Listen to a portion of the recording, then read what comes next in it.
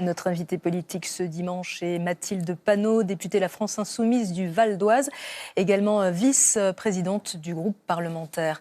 Merci, bonsoir et soyez la bienvenue Mathilde Panot. Val-de-Marne. Val-de-Marne. En le disant, je savais que j'avais commis une erreur, excusez-moi. Jean-Luc Mélenchon donc repart pour l'offensive. Il a retrouvé son costume de tribun, on vient de le voir à la Convention nationale qui était la vôtre. Voilà pour la forme, la communication. Pour le reste, on attend toujours les explications de l'échec des Européennes. Il dit ne pas avoir fédéré, c'est un peu juste. Alors, Jean-Luc Mélenchon a toujours été là. Il faisait des discours. Il a notamment fait le discours contre la confiance au gouvernement la semaine dernière à l'Assemblée nationale. Et nous avons, ce week-end, travaillé dans l'Assemblée représentative à un texte d'analyse, de bilan de ces européennes, mais aussi de perspective. Et donc, ce bilan, effectivement, parle de cet échec que nous avons eu, d'un problème de fédération, mais aussi d'un problème de dégagisme qui continue dans la société, et avec un fossé de plus en plus grand entre les représentants politiques et le peuple, avec un électeur sur deux qui n'a pas voulu se déplacer pour aller voter aux européennes, et la France insoumise qui ne veut pas être un parti comme les autres, et c'est ce que nous avons affirmé fortement ce week-end, continue à vouloir combler ce fossé. Donc entre c'est la faute de la politique et du dégagisme. Et d'un message que je crois nous n'avons pas réussi à mettre un message fort autour du vote insoumis. Mais ça, c'est des choses sur lesquelles nous avons longuement discuté ce week-end, et qui replacent aussi la première chose que nous avons redit et réaffirmé ce week-end, c'est que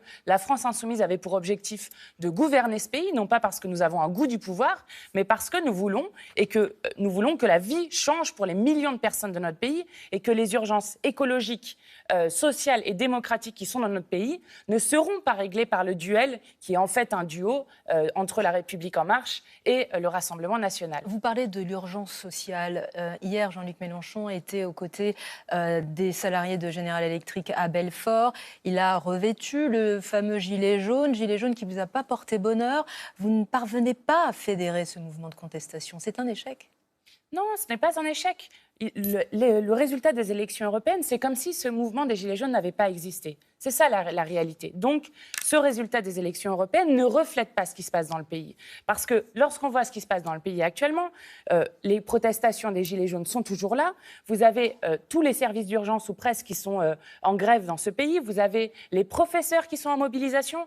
Donc, la conclusion, c'est que pour l'instant, la colère ne s'est pas exprimée de manière institutionnelle. Mais cette colère, elle existe. Et il va falloir arrêter. Et General Electric, pour le coup, est un excellent exemple de ça, puisque c'est Emmanuel Macron qui l'avait vendu, qui a vendu ce fleuron industriel dont nous avons absolument besoin pour la transition écologique. Il va falloir que ce gouvernement arrête de gouverner pour une minorité. Il y a une question d'intérêt général autour de tout cela, et c'est pour ça que de nombreux citoyens et citoyennes, et Jean-Luc Mélenchon, aux côtés d'élus de la France Insoumise, a été soutenir ces salariés.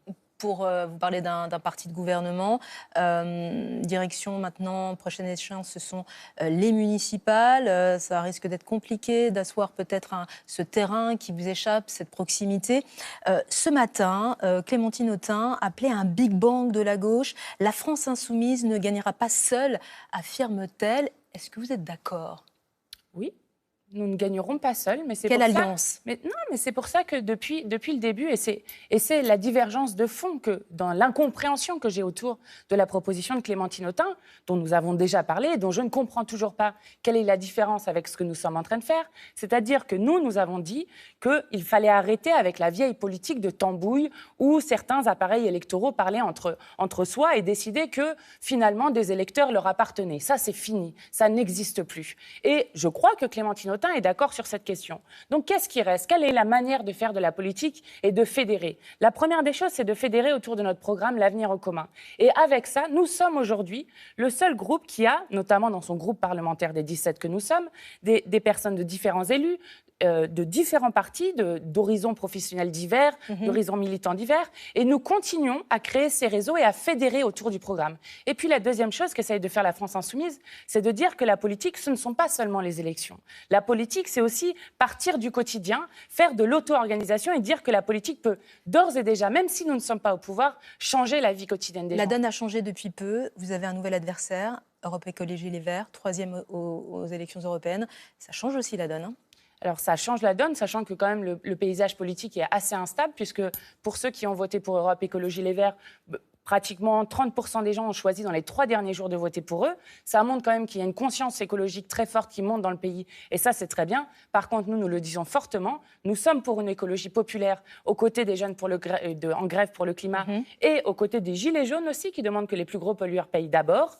Et cette écologie populaire, elle n'est pas compatible avec le libéralisme et le capitalisme tel qu'il est aujourd'hui. Elle demande une rupture dans nos modes de production et de consommation.